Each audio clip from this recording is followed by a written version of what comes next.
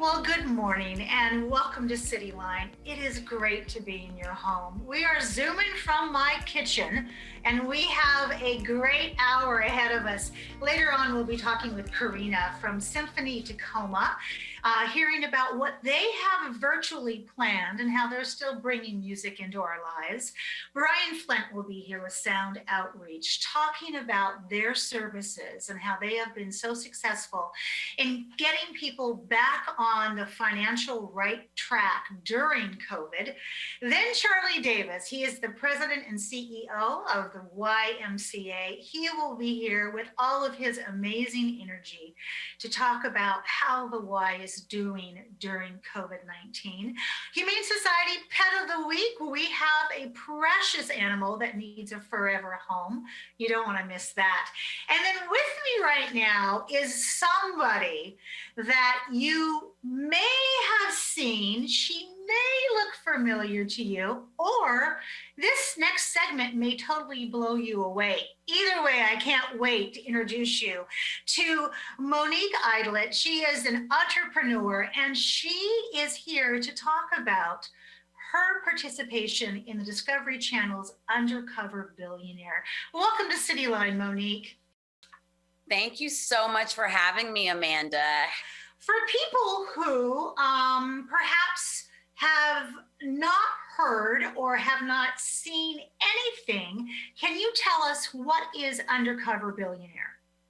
Oh my goodness. So Undercover Billionaire is a show that Glenn Stearns and the production company created in response to trying to see if their version of the American dream is still accessible. Is it still alive and well? And so collectively, four of us have done this experiment. And the premise of it is you lose your identity. You get dropped in a city that you have no understanding of where you're going. So when you arrive, it's the first time you actually know what city you'll be in.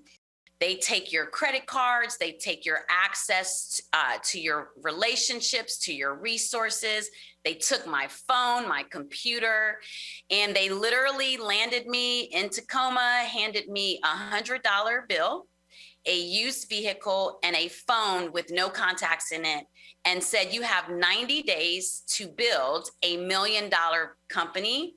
Go have at it. Okay, so Monique, I mean, I'm sitting here going, I was with you until you said phone with no contacts, and then my brain goes, run. So, you already have a very successful, busy life. So what inspired you to take on this challenge? I will tell you that if it had not been for the pandemic, I probably would have never even entertained the concept of this challenge. But, we were forced to reflect, right? We were forced to be still. We were forced to be aware of how everything was impacting, not just us personally as individuals, but a collective world. And it was really traumatizing to see how many people were not inspired, how the suicide rate was going up. We saw small businesses shutting down at an alarming rate. Unemployment was at its highest.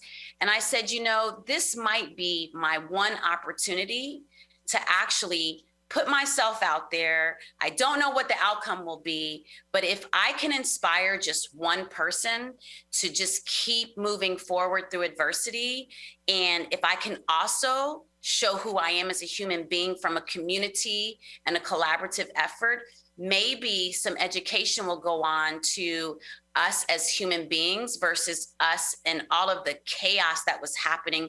We were in the middle of a severe traumatic experience with COVID, with the murder of George Floyd and all of the things that were happening. We were truly a nation divided. And I saw this as an opportunity to try something in hopes that someone would identify with my journey through the 90 days and walk away with some real pieces of, ooh, maybe this is a different way to look at something, or maybe this is a better way to communicate. And most importantly, not giving up, especially as an entrepreneur. We cannot give up as entrepreneurs. So beautifully said. I hope you've captured all that because that is a TED Talk if I've ever heard of one. So what have you learned about the people that you met here in Tacoma? And we're going to get to some, we'll do some name dropping here in a second. But overall, those people that you met that you had to talk to and just walk up to and just put it out there, what did you get back? I will tell you, I got nothing but kindness back. Very immediately on day one, I learned who Tacoma is as a personality and as a value system, right? Tacoma cares. The people of Tacoma are concerned about the community. The people of Tacoma support entrepreneurs going through hardships. I had to ask for help. I had $100 and I had to be vulnerable, but the reception of my vulnerability was unmatched of any place I've ever experienced in my life. Tacoma is amazing. Do you think that you could have done what you did in a different city than Tacoma? And because we don't want to give anything away, because this is just starting to show on the Discovery Channel. Would the results have been different if you weren't warmly received? I mean, that may seem like an obvious question, but I know you thought about that ahead of time. I truly, I didn't know going into this, I didn't know where I was going. So I was very concerned, like, oh my goodness, what type of community am I going to be dropped in? And once I was put into Tacoma, I knew every week I would actually say it to everyone.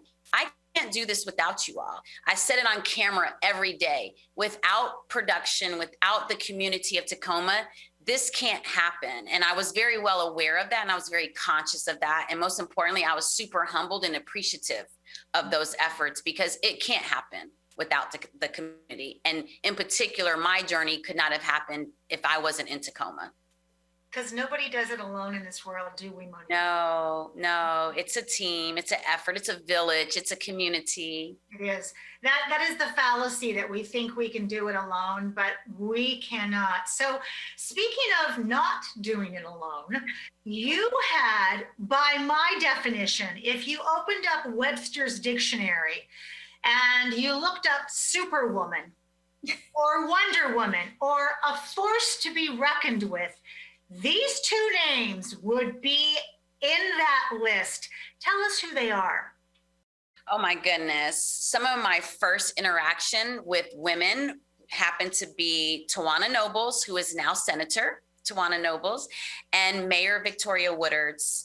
And I have to tell you that I understood once I met the two of them from a leadership down perspective, why Tacoma happens to also be just a great community. When you have leaders who are willing to talk to strangers, who are willing to support strangers in need, and are willing, most importantly, to put the needs of human first, I mean, you're just looking for an amazing recipe of a beautiful city, right? Like it starts with the leadership down. But every woman I came into touch with in Tacoma was just so supportive.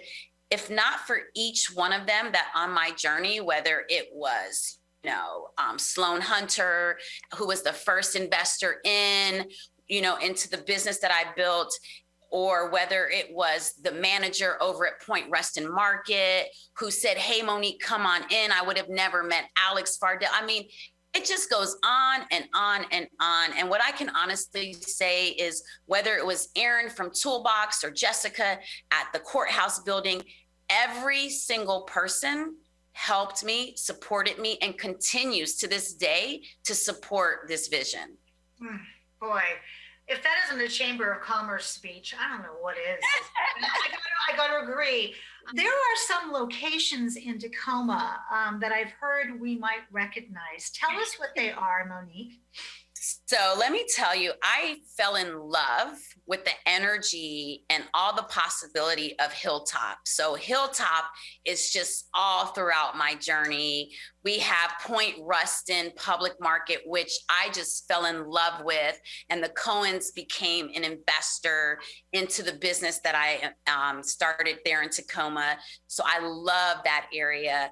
We have Wright Park, which was an important part of my journey for one of the pop-up experiments that we did. I mean, the whole city of Tacoma, Sixth Ave? I mean, just every single part of Tacoma, over there on the downtown Tacoma, the courthouse building where our office is. I mean, these became everyday parts of my journey.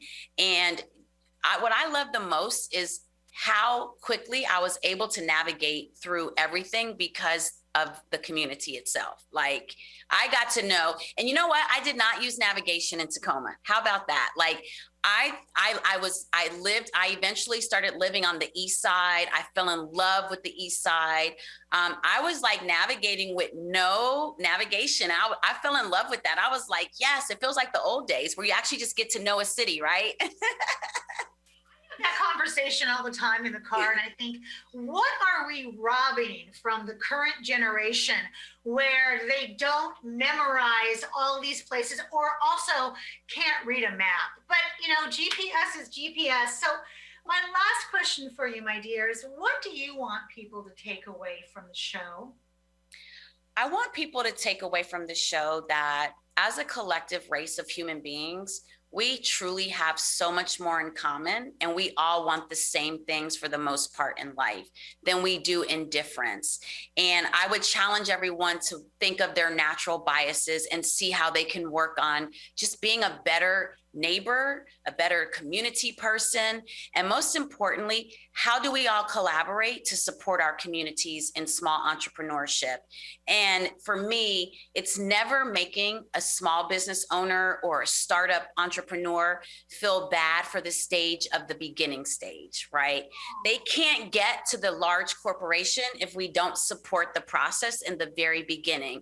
We don't go A to Z, right? It's A to B to C. And there's a real process, and we need to be forgiving of that process. And most importantly, we need to be supportive all together.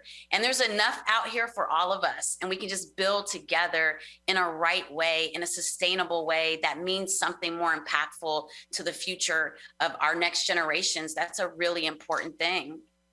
Spoken like a true undercover billionaire that has learned some very valuable lessons that money cannot pay you or give you.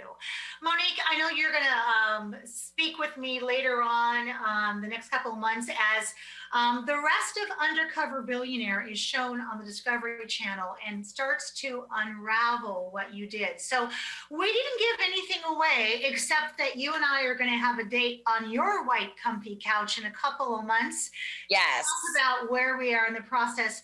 Monique, you are amazing. And I thank you so much for visiting our little beautiful city, our grit city, and for embracing us.